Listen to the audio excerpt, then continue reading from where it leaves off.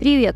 Лукашенко заявил, что пойдет на президентские выборы, которые должны состояться в 2025 году. Более того, со слов белорусского диктатора, нигде в мире нет таких открытых, честных выборов, как в Беларуси.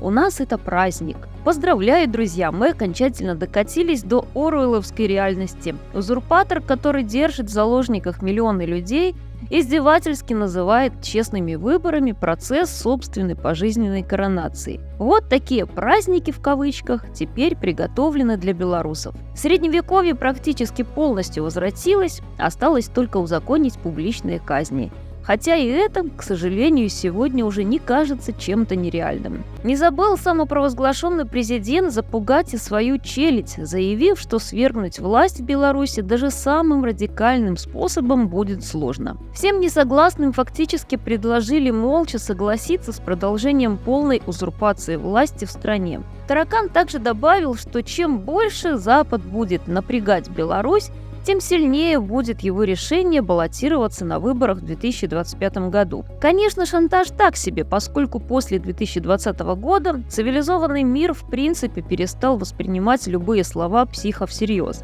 Поэтому все эти возгласы все более напоминают монологи душевно больного человека, который возомнил себя императором. Но палата номер 6 вместительная, и персонажи в ней живут разные. Например, лукашенковский министр обороны Виктор Хренин, в очередной раз забыв принять таблетки, заявил, что Украина сосредоточила на границе с Белоруссией ударную группировку численностью 112-114 тысяч человек. Вторит ему и председатель Госпогранкомитета Константин Молостов, который ранее сообщал, что на южной границе Беларуси сосредоточена украинская группировка «Север» численностью до 120 тысяч человек. Украине, конечно же, нету чем больше заняться, чем угрожать наступлением на Беларусь, в то время как восток и юг страны ведет тяжелейшие бои против российских захватчиков. Логично, что от такой страшной угрозы рано или поздно нужно будет защищаться. Поэтому ни для кого не является секретом, что такие заявления всего лишь часть общего замысла по подготовке граждан Беларуси к возможной будущей мобилизации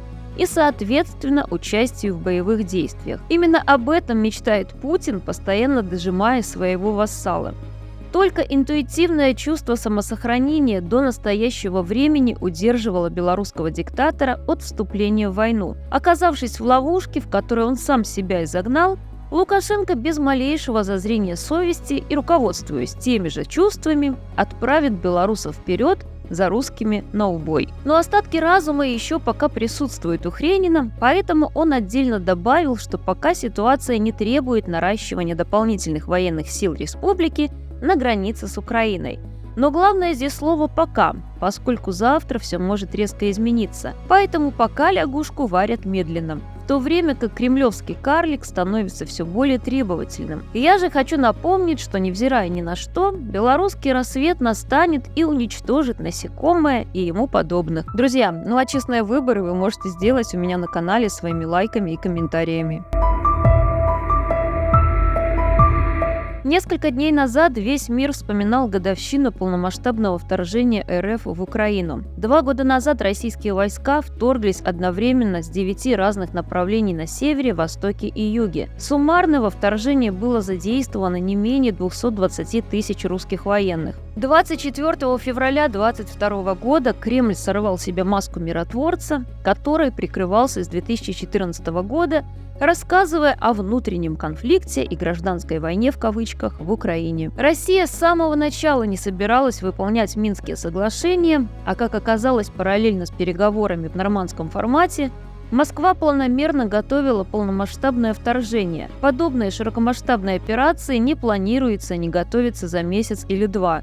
К войне агрессор готовился годы. Путинская Россия стала первой страной, которая пошла на полномасштабную захватническую войну в Европе в 21 веке. Цель Путина – не какие-то отдельные территории, а геноцид, уничтожение украинской государственности и тотальная русификация украинцев. Все остальное – пропагандистская риторика для введения в заблуждение. Агрессор бросил вызов системе международных отношений и безопасности, миру, основанном на международном праве. Россия Россия стремится к разрушению демократических альянсов ради собственного деспотического доминирования. Большинство стран мира не верили, что Украина выстоит, давая ВСУ максимум несколько суток, а некоторые страны даже мечтали о том, чтобы Украина упала. Благодаря героизму воинов и устойчивости общества Украина выдержала самые тяжелые первые недели полномасштабной агрессии.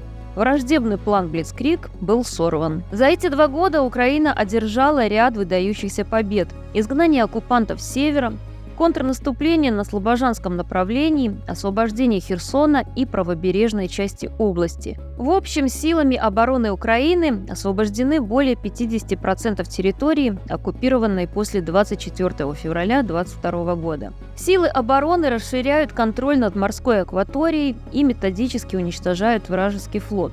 Война переходит на российскую территорию. Российская авиация терпит потери как в небе, так и на своих аэродромах. Суммарные потери врага в живой силе превысили 400 тысяч. Оккупанты потеряли более 6 тысяч танков, 12 тысяч бронемашин, почти 10 тысяч артиллерийских систем, 1000 РСЗО, более 600 систем ПВО, почти 700 самолетов и вертолетов, 25 кораблей и катеров, 1 субмарина. Украинская армия после 2 лет полномасштабной войны с Россией самая опытная в Европе и единственная, имеющая опыт войны с Россией. Невзирая на это, РФ настроена на длительную войну на истощение. Путин привлекает поддержку других авторитарных агрессивных режимов. Лагерь демократических государств должен постоянно увеличивать свою эффективность, чтобы поддержать Украину в долгосрочной перспективе. Эта война завершится либо поражением путинизма, либо крахом имеющейся системы интернациональных отношений и сохранности. Третьего не дано.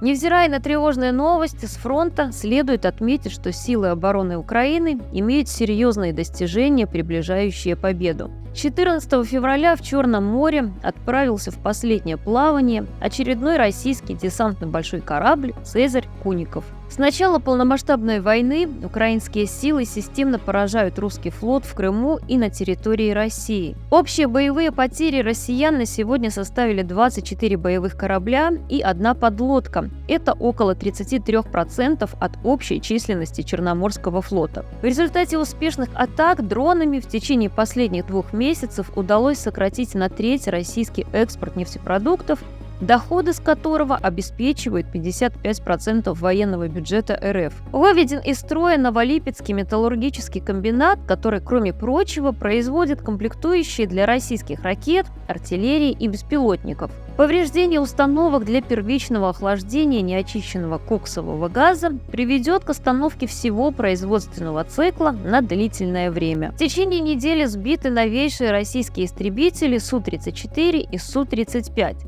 Сбит уже 2-й самолет, а с учетом поврежденного белорусскими героями даже 3-й, дальнего радиолокационного обнаружения А-50, являющийся глазами агрессора в небе. Именно этот самолет ведет наблюдение в воздухе, на земле и в море, осуществляет наведение авиации на цели. Стоимость самолета $350 миллионов, и таковых у врага остались считанные единицы, а если точнее, то 6. Путем небольших математических подсчетов, такими темпами, если до конца года останутся хотя бы 2, это уже будет успех для России. Больше полезной аналитики в других видео. Подписывайтесь, друзья. Обязательно пишите комментарии и расскажите, что вы об этом думаете.